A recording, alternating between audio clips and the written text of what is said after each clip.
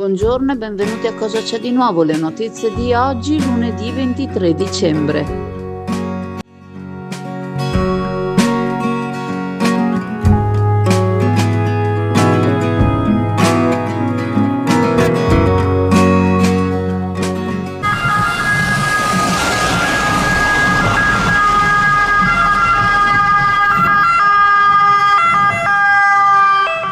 Ancora un incidente in Viale Mediterraneo, avvenuto domenica sera un po' prima delle 18, subito dopo la rotatoria, quella vicina al noto locale il Dollaro, sulle strisce pedonali, due persone, una testimonianza ci riferisce di madre e figlio, un ragazzino sui 10 anni, e qualcun altro scrive una coppia di fidanzati, però abbiamo i riferimenti di una persona che è accorsa subito dopo l'incidente, quindi ha seguito un po' tutte le fasi anche dei soccorsi. Immediatamente dopo l'incidente, ripeto, i due erano sulle strisce pedonali, sono stati sbalzati a diversi metri di distanza, sono intervenuti quasi subito ambulanza che ha prima soccorso il ragazzino, che sembrerebbe quello che abbia riportato i traumi più importanti, e poi successivamente la signora che sembrerebbe che abbia riportato nell'incidente, diciamo, dei traumi meno gravi. Comunque una situazione, sempre riportando quello che ci riferisce la persona che ha seguito le varie fasi dei soccorsi, diciamo sembrerebbe non gravissimo, quindi non una situazione,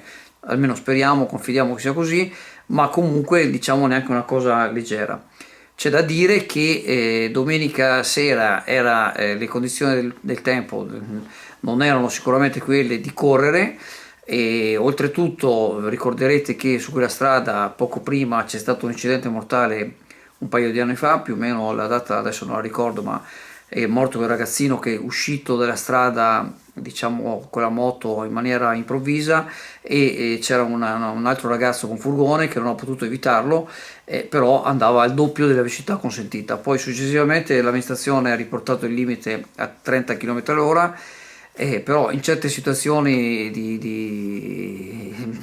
bisognerebbe avere ancora di più attenzione, ma evidentemente un momento di distrazione può capitare a tutti, quindi confidiamo che il signore, ci riferisco a un uomo sui 40-45 anni, che è appunto responsabile dell'incidente, non sia stato in stato di ebbrezza, speriamo almeno quello, diciamo, no? C'è stato comunque l'intervento immediato dei carabinieri, successivamente la polizia locale con ben due pattuglie che hanno fatto tutti i rilievi di come ci sono in queste situazioni, e al momento della registrazione di questo servizio è tutto quello che sappiamo. Confidiamo che sia meno grave di quello che sembrerebbe apparentemente.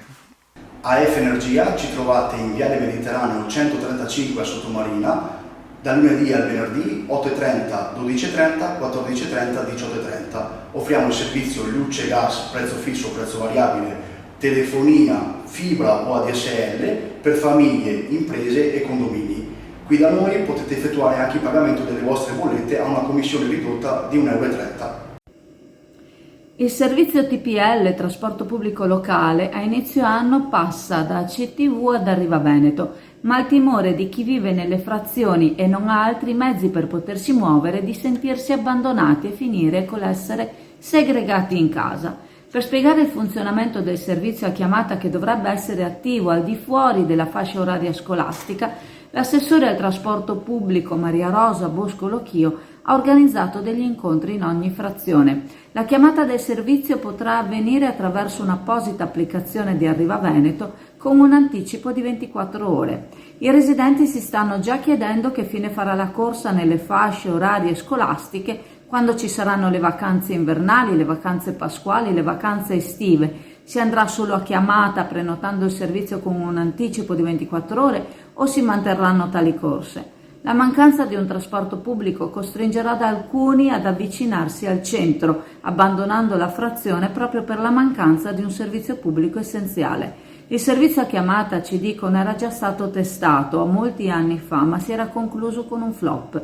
La sua attuazione sarebbe pensata per abbattere i costi del servizio. Sarebbero garantite quindi solo 5 corse per la linea 3 verso Cabianca Civè, altrettante per la linea 4 verso Rosolina, 6 quelle garantite verso Calino e Isola Verde, tutte le altre a chiamata. La linea 8 per Brondolo e poi verso il parco commerciale del Clodì ogni 20 minuti. Per quanto riguarda le altre corse, ogni mezz'ora la corsa 1, la 2 ogni 25 minuti, ogni 45 minuti la 6 e la 7. L'assessore lo ha definito un avvio emergenziale sperimentale la cui efficacia sarà rivista a fine febbraio. Dragster Italjet, motori ad alta prestazione 125, 200 e 300 cc. Telaio fuori dagli schemi con un carattere unico, una guida emozionante, fari full LED, un urban superbike di cui ti innamorerai. Vieni a vederlo da SD Auto, Chioggia, Viale Stazione 36.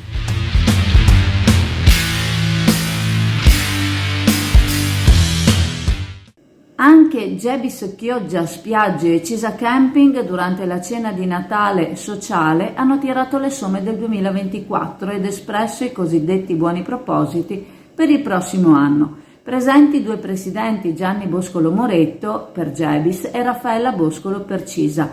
Importante quest'anno è stato lo sport, sul quale si è investito con promozioni e sponsorizzazioni, tra cui quella a sostegno dell'Union Clodiense, quest'anno in Serie C. Sponsorizzato anche il triathlon e le gare di motonautica. Per il prossimo anno l'intento è di dare ancora maggiore attenzione all'inclusività e all'accessibilità, collaborando con le associazioni del terzo settore. Sono state ricordate quindi le passerelle per agevolare alle carrozzine l'accesso al mare e si è lanciata la proposta di acquisto di giostrine inclusive. Punto fermo resta la proposta della US3 Serenissima, spiagge sicure, che si potenzia di anno in anno. Si cercherà di affrontare la difficoltà di reperire personale qualificato facendo formazione, collaborando con la Regione Veneto, con le scuole e gli istituti di formazione professionale, grazie anche ad Ascom Confcommercio. Altro punto su cui le associazioni intendono lavorare sarà la sostenibilità ambientale e la certificazione delle strutture e dei servizi, sfruttando le potenzialità dell'intelligenza artificiale per ottimizzare i processi produttivi. Si è sottolineata l'importanza di promuovere le strutture del mercato italiano ed estero. I ringraziamenti di entrambe le associazioni sono andate a Leonardo Ranieri, presidente uscente di Cisa, per l'importante lavoro svolto e per la collaborazione che continua a dare.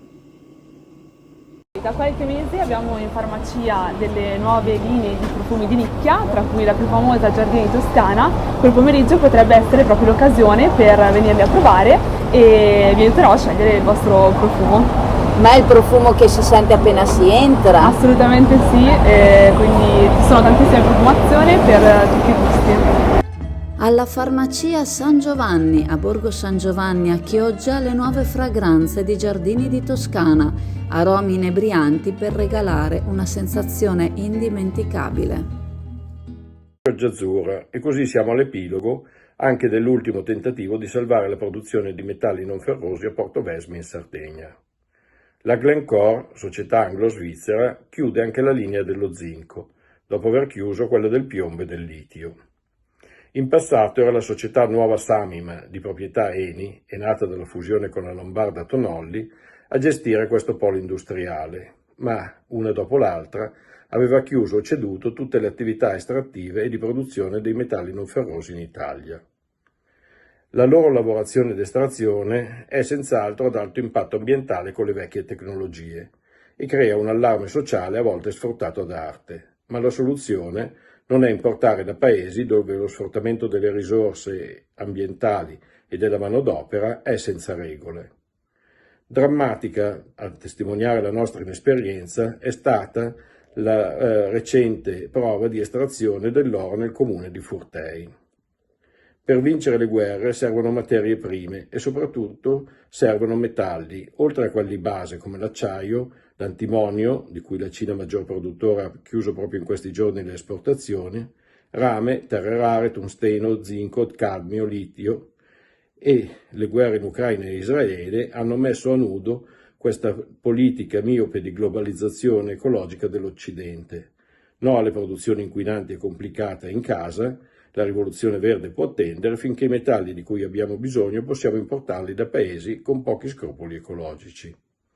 Se la seconda guerra mondiale ha insegnato qualcosa è che fu vinta proprio per la maggior capacità degli alleati di produrre acciaio e metalli pregiati. e se la guerra fredda se la giudicò Reagan fu perché alzò la posta tecnologica nella corsa allo spazio.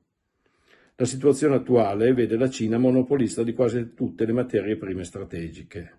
I generali di Hitler lo avevano già capito 80 anni fa e si erano accaparrati la produzione di tungsteno cinese e portoghese, dotando le Tiger Tank di proiettili al tungsteno che perforavano come il burro le corazze dei carri armati inglesi. Ma senza arrivare alla guerra calda, anche le guerre commerciali dipendono dai metalli strategici. Senza terre rare, silicio, grafite, germanio e gallio non si fanno microchip e non si fa tecnologia spaziale. Confidiamo dunque nel Critical Raw Material Act proposto dalla Comunità Europea, ma certo la chiusura di Porto Vesme, in sfregio alle trattative avviate e alle proposte concrete del Ministero del Made in Italy, non sono di buon auspicio.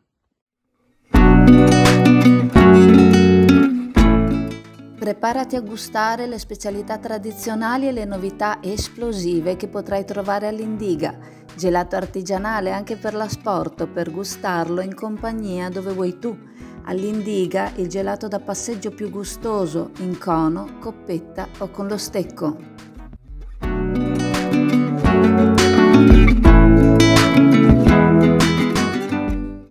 Lo scorso 20 dicembre è stato siglato un accordo che coinvolge le marinerie di Chioggia, di Caorle e di Pile, per il quale è stato messo in campo un importante lavoro da parte delle organizzazioni sindacali.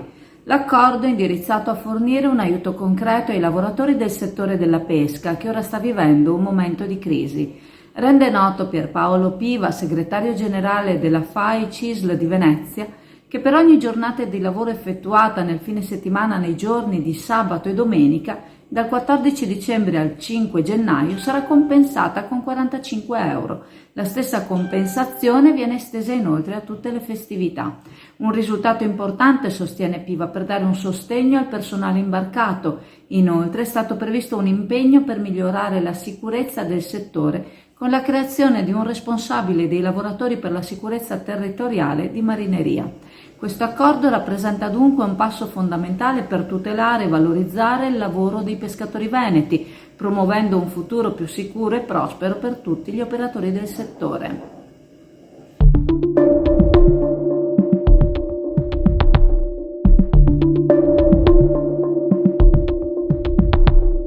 Ricordandovi che la farmacia di turno oggi, lunedì 23 dicembre, è la farmacia Lido in Viale Padova Sottomarina. Vi saluto e vi ringrazio. Se volete ci vediamo in negozio alla cartoleria Pegaso a Borgo San Giovanni.